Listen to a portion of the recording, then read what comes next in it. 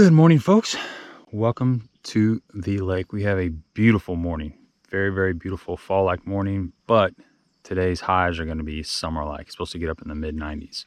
We do have a front moving in later on this week, and it's going to cool off and become more fall-like. But we got a couple hours of shade, so that's what we're going to do today. This morning, at least, we're going to run around and throw a frog. We're just going to throw got a toad here. And then we got this copper red frog, and it just covers, and we got this little super spook boyo. So we're going to cover as much water as we can in the next hour or so and see if we can get on a topwater bite.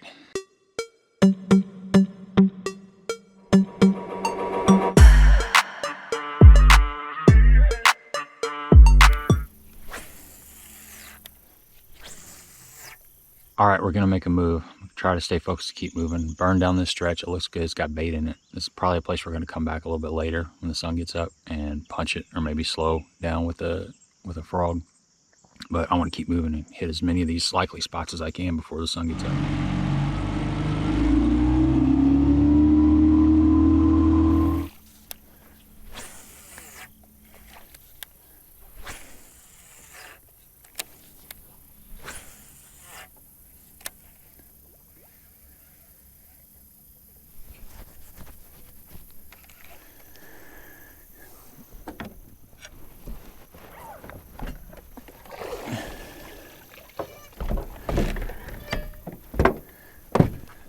All right, third spot we've been to throwing that frog. I had 2 blow-ups down this little stretch, but I'm not hearing bait. So I'm gonna keep moving, and I'm trying to find that magic little stretch.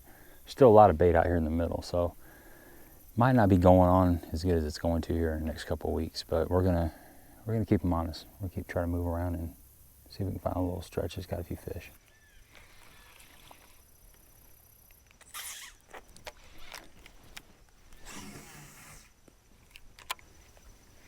All right, I'm making one more cast with this frog, and I'm gonna start punching a little bit.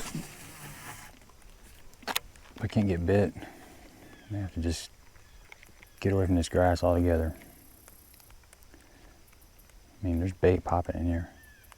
Sounds right. Done with this for a little bit. I've been throwing this frog for, what, an hour and a half? I've had 2 blow-ups.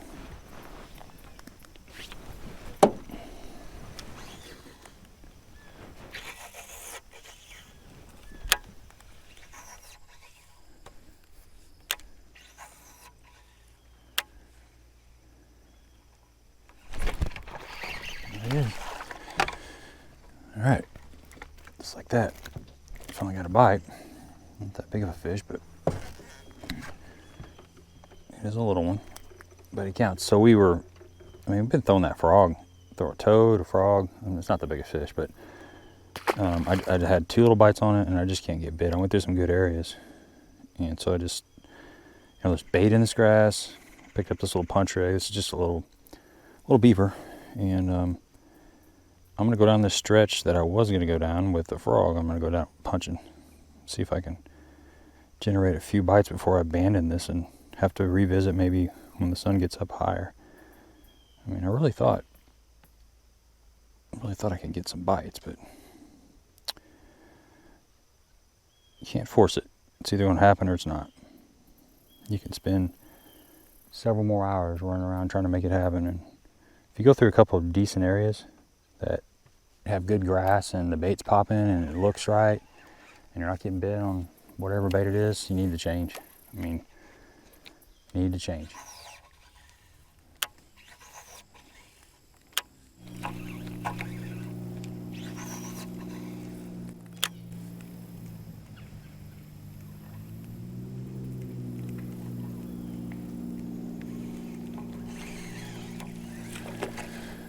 All right, let's try different baits.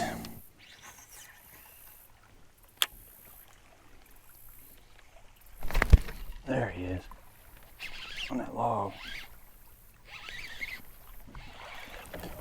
Dang it, he got off. That was a good fish. Ah, sitting right on that log.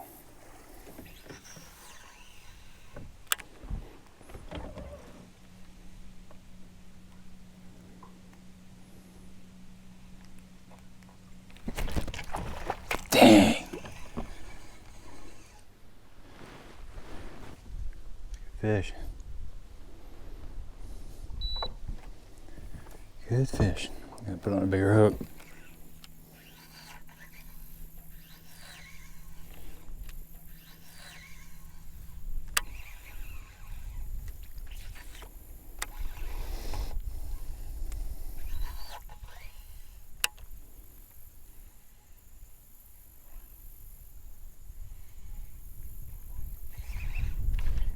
There it is. God.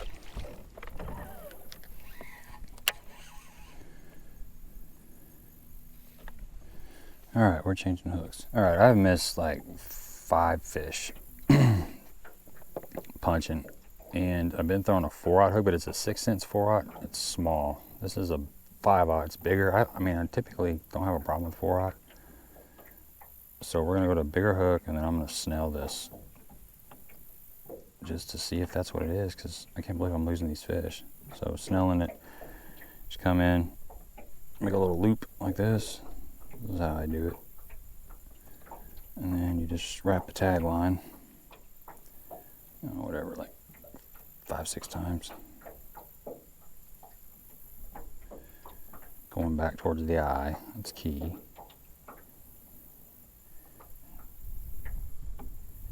And I know this is probably not easy to see what I'm doing. I don't know, get right there, do like, I think it was 6 times. There's a little loop right there. And you just bring your tag back in through that loop. And make sure it's on the other side of the barb. I got that cam action. So when you set that hook, it encourages that hook to go in the roof of the mouth.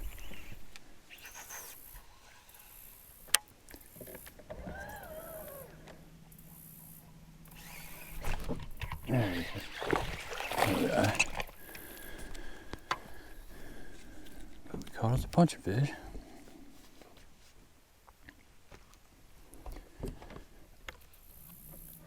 Switch to that burner crawl. I had 4 bites. I missed a really good one.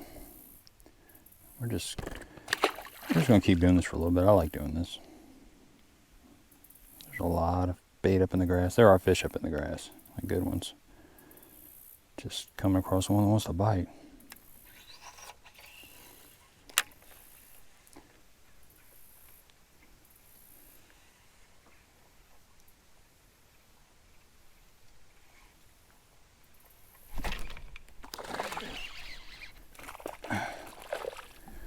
Got it off. That was my fault. He started chewing on it. He actually went in one side of the grass and out the other. And I was just sitting there letting him chew on it. It was a little fish, but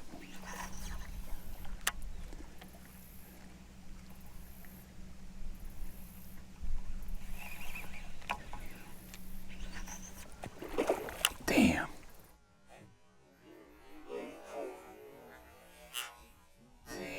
All right, folks, it's in the middle of the day, and we've just kind of kept that punching stick in our hands. It's not going on hot and heavy right now. Ideal water temps and conditions, typically mid-October through the end of November in the southern Illinois, southeast Missouri area is prime punching time.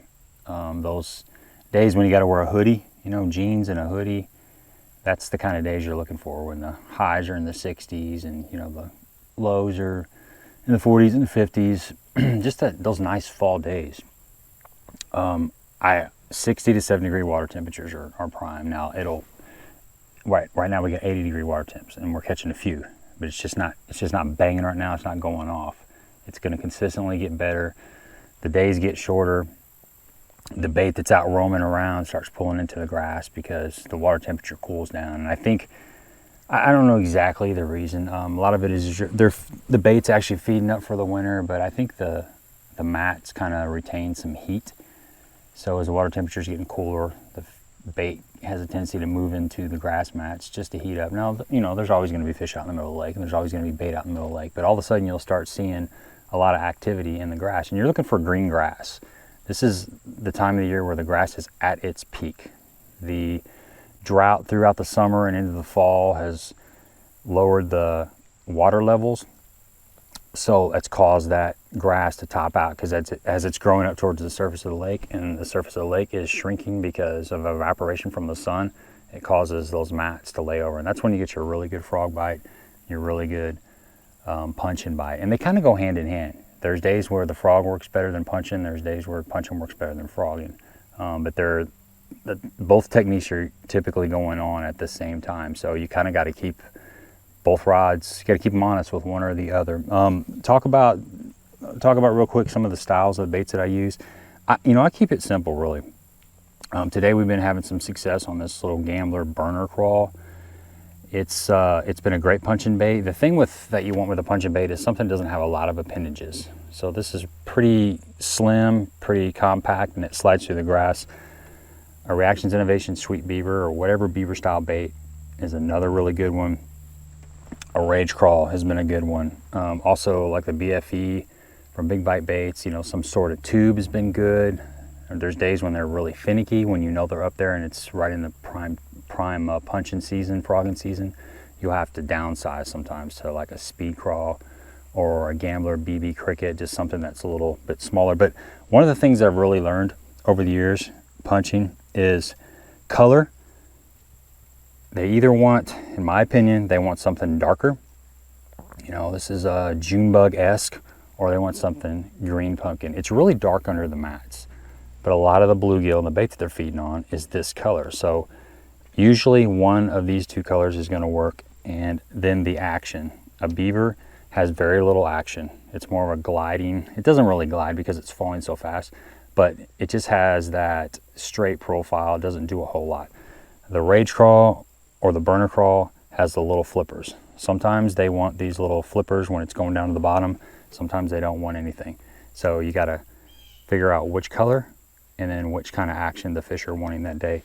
I keep it simple on the weight. Most of the time I'm fishing a 1 ounce to 1.25 ounces. Around here our grass doesn't get super thick. If you go down south, Gunnersville and Pickwick, they get some really heavy duty grass mats. You're gonna have to bump up to like a 2 ounce, but your lake, you know what you need. But typically 1 ounce to 1.25 ounces works.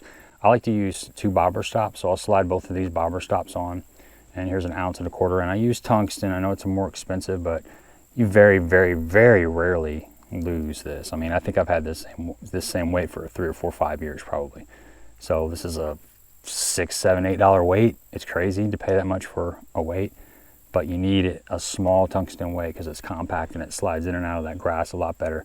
50-pound braid is what I use. Some people go with 65, and I kind of experimented with a hook. I like a straight flipping hook. I like the flipping hook with this plastic keeper, owner jungle hook, or there's several hooks out there that have the nylon keeper. I think that tends to tear the baits up more. So unless you got a plastic sponsor and you're not worried about it, my recommendation is this hard plastic keeper. This is just a 5/0, typically a 4 or 5/0, sometimes a 3 when we're talking about going to that Speed Crawl or that BB Cricket. I was having some problems missing some fish today.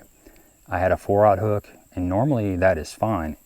I know the 4/0 is good on that beaver, but when I moved up to this Burner Crawl, see, it's thicker. The Burner Crawl's a little bit thicker, it's a little bit more meatier, and that 4/0 wasn't coming through for whatever reason. So I made 2 adjustments. One is I switched to a 5/0, and the second is I tied a snell knot. I've never really had problems missing fish. I just tie the San Diego jam knot, but I know some of the best punchers in the world, they snell regardless.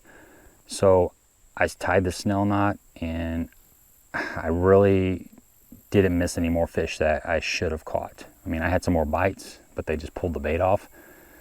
But every fish that actually took it, and this cam action, put them in the boat. And what the snell does is, I talked about cam action. It causes your bait to do this right here. See how that cams? Like that. So the way this is tied, and when you pull, that hook kicks up, and it's going to find something in the fish's mouth. So that's another thing with punching is if you set like slack line them, you're gonna miss a lot of fish. You're gonna blow the fish's mouth open. They're holding on to it, and this weight is so big that when you pop it, it makes them open their mouth like that, and you're gonna miss those fish. So really, it's hard to do. It takes a little bit of practice, but you're better off just to kind of pull into them. It's braid, no stretch braid. You got a heavy duty rod. You don't need to really jack them. As far as the rod, I like something with a little bit of a softer tip. Definitely a 7'6" to 7'11" heavy, but with a little bit softer tip, because you do want a little parabolic action. It helps you, put the bait in tighter spots, but it also helps when you're setting the hook. It helps keep that fish pinned because there's no stretch in that braid. And if that fish jumps or your rod goes straight, you get slack in your line, you're going to lose that fish. That parabolic loads up, and as the fish is kind of jumping and stuff and moving around, it keeps the line tight. It makes a big difference. So that's really the basics of it. It's about just covering water, and you're always listening for promising mats. That's mats that I'm looking at this mat right here, and there's minnows jumping in it. It's popcorn. You're listening for popcorn. Or if you're not hearing that, you're just kind of looking around seeing bait. It looks juicy, it's green, they get the little tassels on them. That's the kind of stuff you're looking for. I'm gonna tie this snell knot real quick for you. There's a couple different ways to tie it, and this is how I tie it. It seems to work. Also, leave in the comment section, what are some of your favorite baits for punching technique? Everybody is in different parts of the country, and they've got local things that work better for them. So first thing we're gonna do is put our 2 bobber stops on there. And we're gonna take our weight and thread it on there. And then get a little more slack here.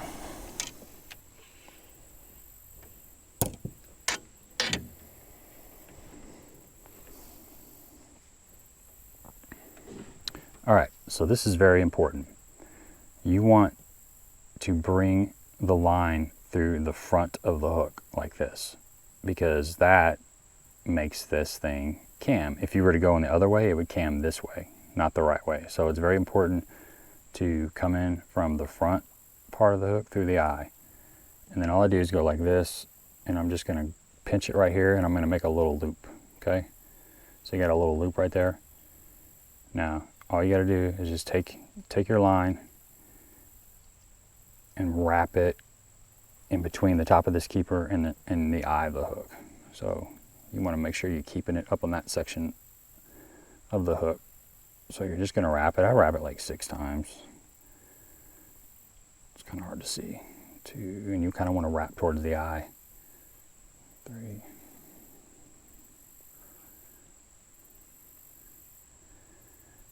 Okay, let's say that was 5, but we're just gonna say it was 6 because I'm running out of line.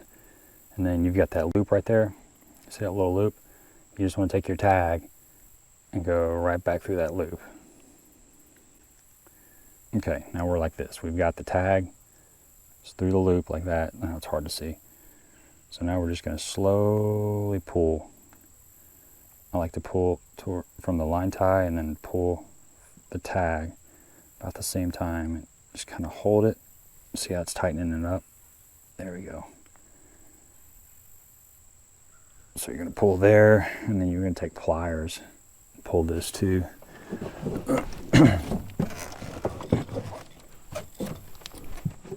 Here we go. Just take my pliers. Just hold the hook like, hold your main line and do that right there. And that's snelled.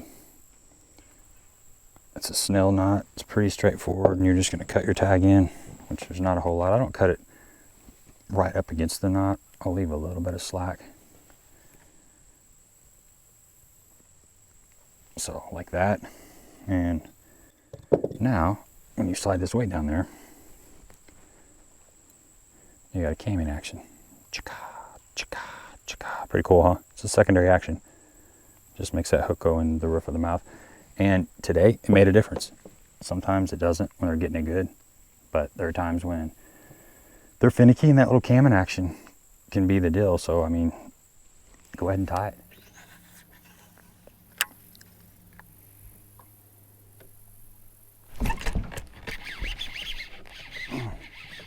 There we go. Got a hook in his butt.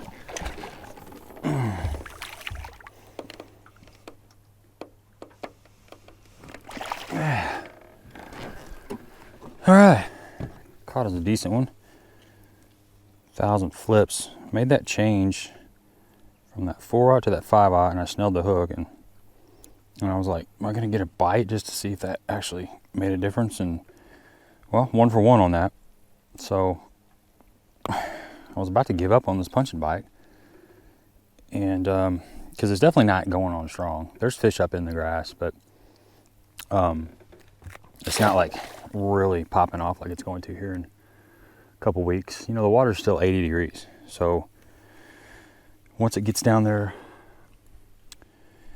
in the, you know, like the low 70s, really mid 60s is like 55 to 65 is my favorite punching frogging water temperature. Time of the year is right, but the water just needs to cool down a little bit. But we're gonna move a little bit more. Just keep covering some more water. This is fun. I like punching, so it may not be the best thing to do, but we're gonna keep doing it.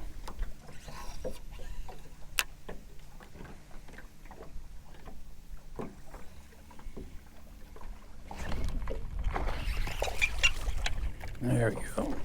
Pulled up on it and boom, fish on there. I was just getting ready to say, this grass looks a lot better right here. Got a little bit of bait in there. So I think I'm a fan of the snell now. Still bouncing around, you know, there's a little bit of bait in this grass. I still haven't found a good grass mat, to be quite honest with you. And I got one more to check.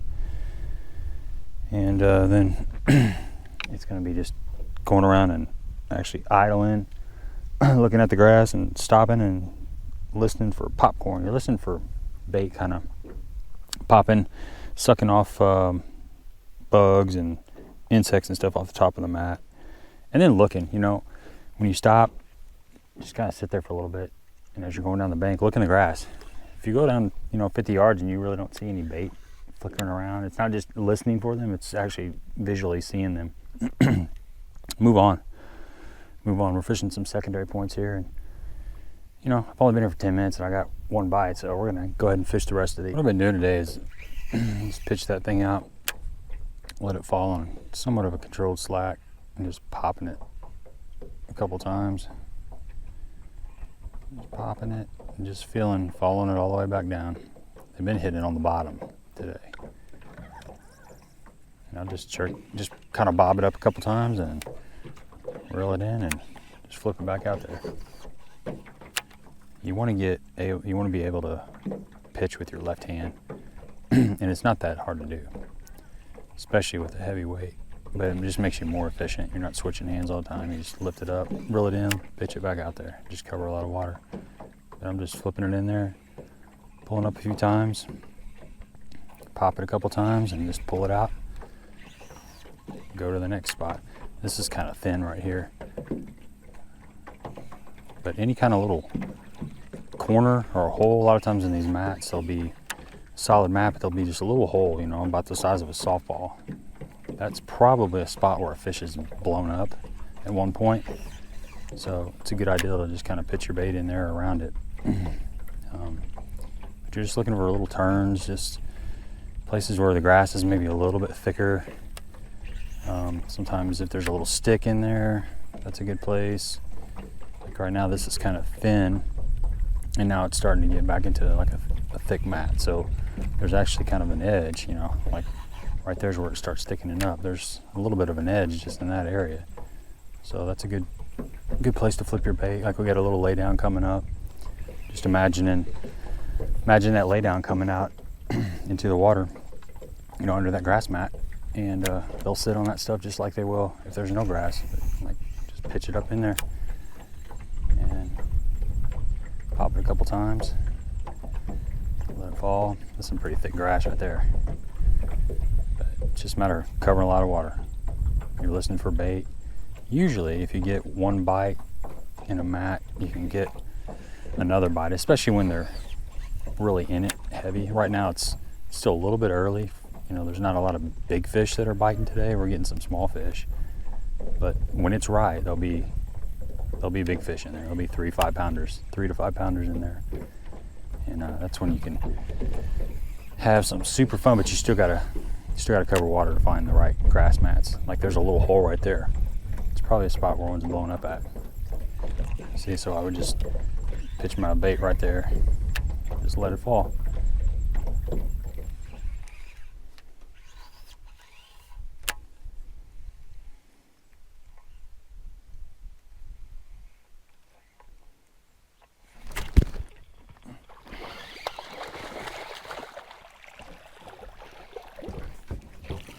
There we go. There we go. Took us a while, but we got us a decent one. There we go, folks. It's going to wrap it up. Give me a thumbs up if you appreciate the content. And do not forget to subscribe to the channel, man. Snelling that hook made all the difference in the world. You know, this punch and bite is not full throttle right now. It's just going to keep getting better as the water cools down. But it is something I wanted to do this video just to give you guys a heads up, so you can kind of, it's like a 1-2 punch. You know, frog, if they won't come up for the frog, you can punch, and sometimes that's what they want. But you're looking for mats that have lots of activity, like this little stretch that I'm going down. There's a lot of bait in it, a lot of bugs flying around, and that's what you're looking for. Good, healthy green grass. It's pretty good, solid fish. I'll let them go. Until next time.